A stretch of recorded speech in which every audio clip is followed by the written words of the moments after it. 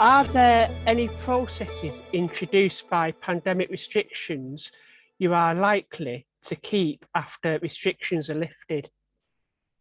Yeah, stay away from smelly bastards. I'll tell you what I would keep. I was doing it anyway slightly. I was sanitizing my hands when I was at work every now and then, but I really like the sanitizing of hands.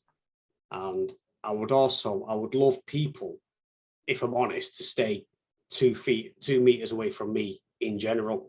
But that's not going to happen because it's unrealistic. But that's what I'd love to keep. I'd love people to just stay the distance, not come near me.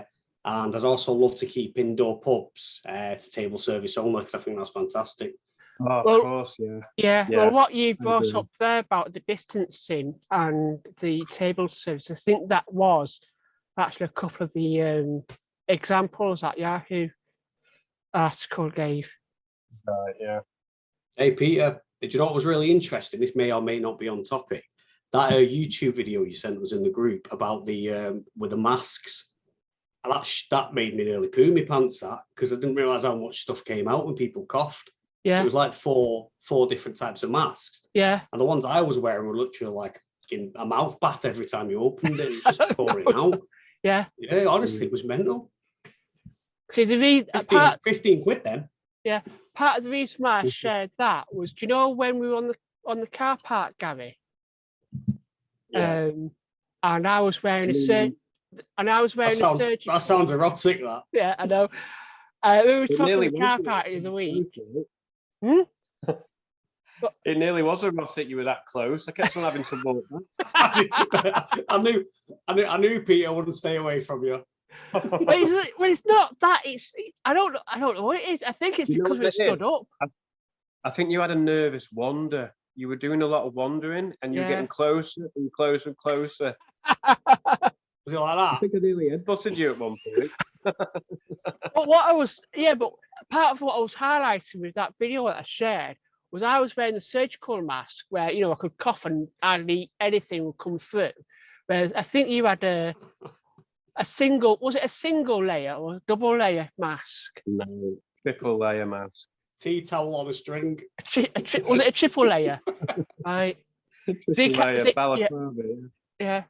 So, I mean, obviously I couldn't tell because it was, a bit of cloth. I got that. Can we have this story? Did Peter keep coming in? Like that? Yeah. Yeah, I'm trying to think of an example. You're like one of my cats following me when I'm feeding them. They follow me around the house. Well, the thing is, I think what you can't stop wear surgical masks. No. I think what the balance was that I was stood at the front of your car or your van, and you was at the back, and then you wanted to come forward to get a drink out your van, so you told me to step back. But I didn't realise I was doing it, to be honest. All right, I'll let you in a secret there. I didn't want a bloody drink. It was an excuse for you to move back. It was an excuse for me to move back. I'm a very honest person. No, to be fair, I did need a drink. But I just think, I don't know, for me, 10 meters would be great. You know what I mean? But yeah. Interesting what Chris said, because I was in Sale Moor having a drink the other night, whenever it was.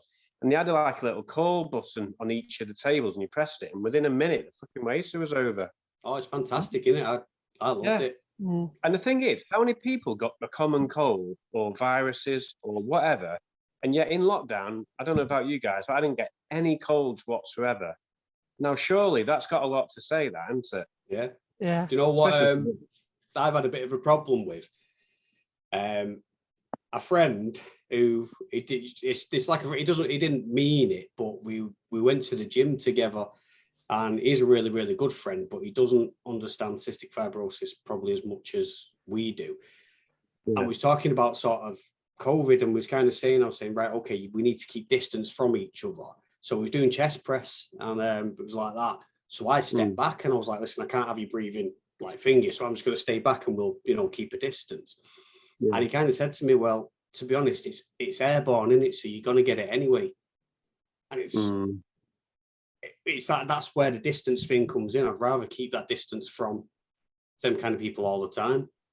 Yeah. I don't even know whether that makes sense. Just wanted to talk about it. Don't make sense. No, that, yeah. I was in the pub the other night, separate pub near me, and my friend was sat, I'd say about 3 meters away, and then at the end, we'd only had about 4 pints, and at the end, he flipping hugged me, and it really did me head in. He said, "Oh, I've been waiting to hug you for ages, you know, I did a test before I come and all that," but I said to him, "Mate, I don't give a shit if you've done the test. You could have picked it up in the pub," and yet he hugged me. And that was the most awkward moment. I've known him a long, long time, but it's the most awkward moment. So I had a bit of a go at it. You know, we're not falling out or anything, but you can't let it slip like that. Yeah. Have any of you two hugged anyone?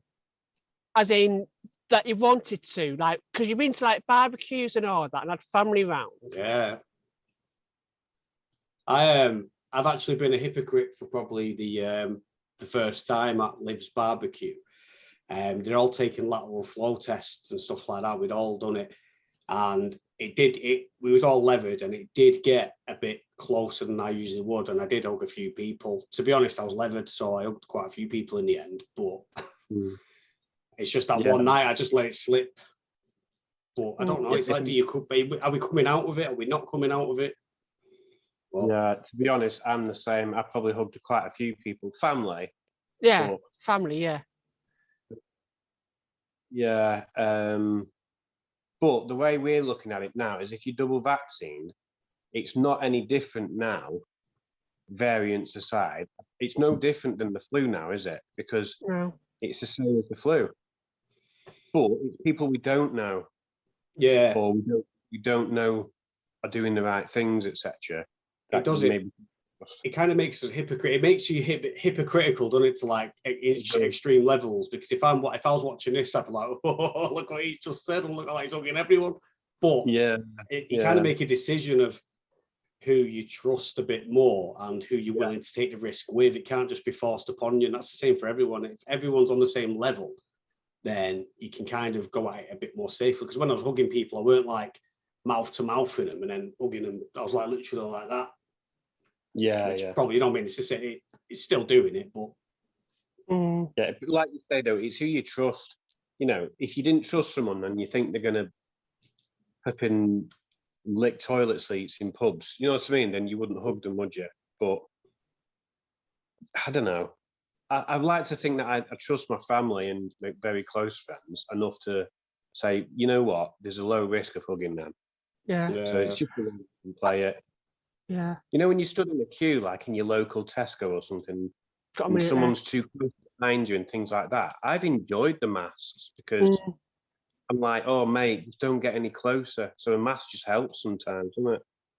I think I'm less towards the masks now. I'm more towards the 2 meters. I think if that got kept, I'd enjoy that. More so than the masks, because I feel like if we've discussed this, haven't we? If you're staying the 2 meters apart, you must be at really, really low risk because you're not near anyone.